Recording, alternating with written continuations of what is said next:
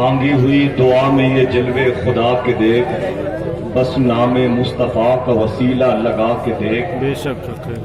اور سینے کا درد کم نہیں ہوگا تو بولنا، ایک بار دل سے نعت نبی گنگنا کے دیکھ، ایک بار دل سے نعت نبی گنگنا کے دیکھ، اور کس نے کہا کہ تیرا مرض لا علاج ہے، جا ایک بار میرے نبی کو بتا کے دیکھ۔ بے شک ہے۔ کس نے کہا کہ تیرا مرض لا علاج ہے، جا ایک بار میرے نبی کو بتا کے دیکھ، سینے کا درد کم نہیں ہوگا تو بولنا، ایک بار دل سے نعت نبی گنگنا کے دیکھ۔ یہ اللہ کے نبی کی نعت ہو رہی تھی، سیرت رسول کے حوالے سے۔ لہجہ ایک عاشق رسول کا تھا، زبان ایک عاشق رسول کی تھی، بس زبان کو نثر کا لبادہ اڑا دیا گیا۔ سننے والی سماعتوں کو مبارکباد پیش کرتا ہوں۔ 33 سال سے لگاتار اس زمین کو آسمان کے مقابلے میں ہر سال لایا جاتا ہے، اور ہر سال اس زمین کو آسمان کے مقابلے میں فتح و کامرانی کا تاج اپنے سر پہ پہنے ہوئے ہم اور آپ دیکھتے ہیں۔ دعا کریں اس جشن کے صدقے میں اللہ اس پاکیزہ قصبے کے اطراف کے قبرستان کے مردوں کی مغفرت فرمائے، اور ہمارے دلوں میں اللہ ذوق بندگی اور ذوق تلاوت کلام ربانی عطا فرمائے۔ حضرات، اب مجھے مائک پر ایک شخص کو لانا ہے، لیکن اچانک راجہ تانا شاہ، جس قلعے کا بادشاہ گولکنڈہ حیدرآباد شہر کے قریب ہے، اورنگزیب عالمگیر کی داستان کے وہ پاکیزہ گلاب کی پنکھڑیوں کو بچھا کر کے آپ کو مستقبل میں آرام کرنے کی ایک سیٹ بچھا دی ہے علامہ نعمان اختر فائق الجمالی نے۔ میں 1 منٹ سے کم وقت میں ایک اشارہ کرتا ہوں۔ یہ اورنگزیب عالمگیر معمولی دور اندیشی کا بادشاہ نہیں تھا، معمولی عشق مصطفیٰ کی چاشنی تقسیم کرنے والی ذات نہیں تھی، بہت ہی فکر و تدبر کا مالک تھا۔ دربار سجا ہوا تھا گولکنڈہ کے قلعے سے تقریباً 1 مہینہ پہلے کی داستان بتاتا ہوں آپ۔ دربار سجا ہوا تھا، اورنگزیب عالمگیر کا ایک شخص آیا، کہا بادشاہ میرا نام فلاں ہے، میں روپ بدلنے کا ہنر جانتا ہوں، اگر آپ مجھے 2 دن کا موقع دیں تو میں 2 دن کے بعد اپنا روپ بدل کے آؤں، آپ مجھے پہچان نہیں پائیں گے، اور اگر پہچان لیے تو کوئی بات نہیں، اور اگر پہچان نہ پائے تو مجھے انعام سے نوازیے گا۔ وہ بہروپیہ چلا گیا، سج دھج کے اپنا حلیہ بدل کے بادشاہ کے دربار میں آ کے بیٹھ گیا۔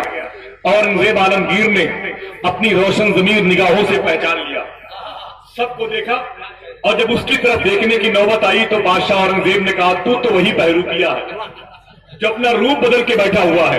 اس نے کہا حضور ایک چانس اور دے دیں، پھر واپس چلا گیا۔ تقریباً 4-5 دن کے بعد نئے حلیے میں آیا، اورنگزیب کے دربار میں بیٹھ گیا۔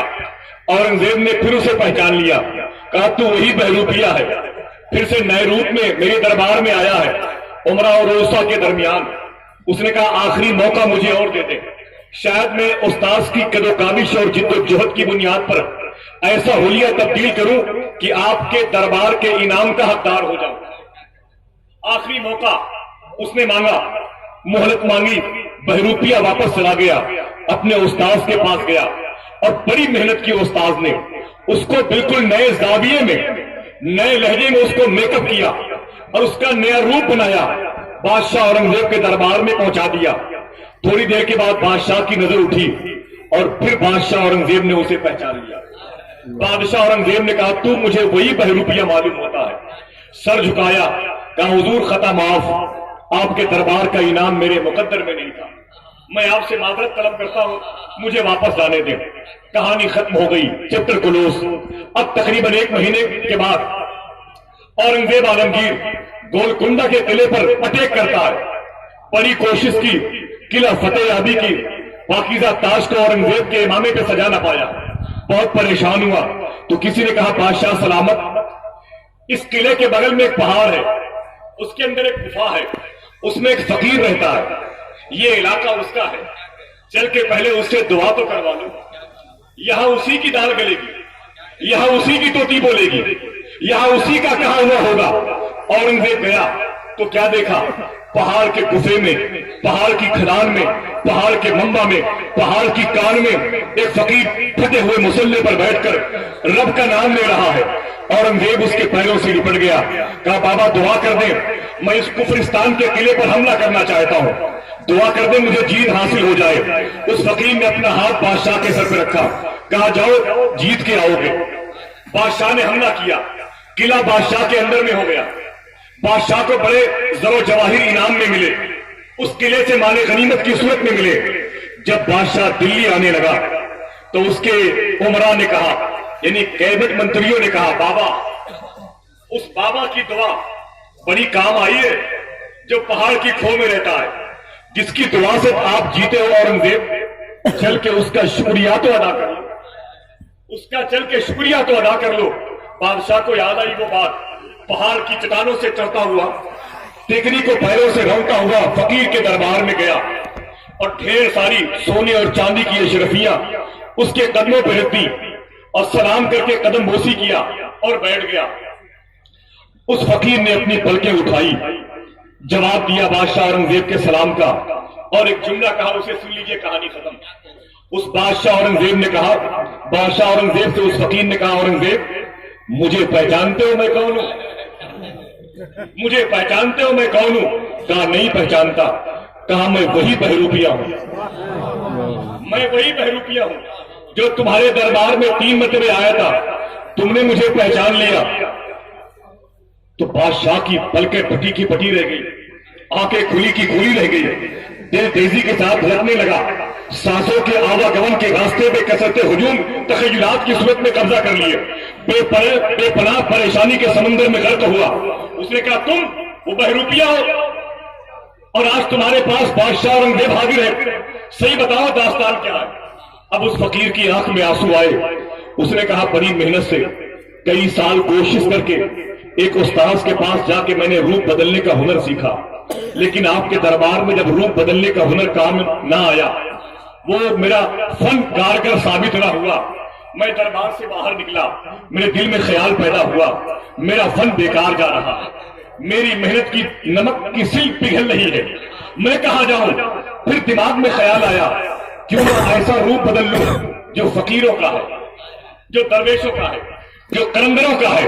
میں نے سوچا جھوٹے مکار، دغاباز، دھوکہ دینے والے فقیروں کے حلیے میں اپنے آپ کو ڈھال لوں، بڑے بڑے بال، اونچے اونچے جھپے، وہ قیمتی دستار، لمبی تصویر اپنے ہاتھ میں لے کے پہاڑ کی کھو میں بیٹھ جاؤں، یہاں اللہ اللہ کروں گا، لوگ بھیڑ بکریاں چرانے آئیں گے اور میری تسبیح کے دانوں کی آواز سن کے ان کے دل میں میری محبت بیٹھ جائے گی، پھر مجھے اپنا پیر مان لیں گے، اپنا شیخ مان لیں گے، پھر ہٹو بچوں کے نام کے نعرے لگیں گے، میں ان کے گھر پہ نہیں دل پہ قبضہ کر لوں گا، پھر میرے بھی کھانے پینے کا انتظام ہو جائے گا، میرے بچوں کی پرورش ہو جائے گی۔ میں فراڈ کرنے کے لیے، دھوکہ دینے کے لیے قوم کو اس پہاڑ کی گفا میں آ گیا۔ بادشاہ نے کہا پھر کیا ہوا؟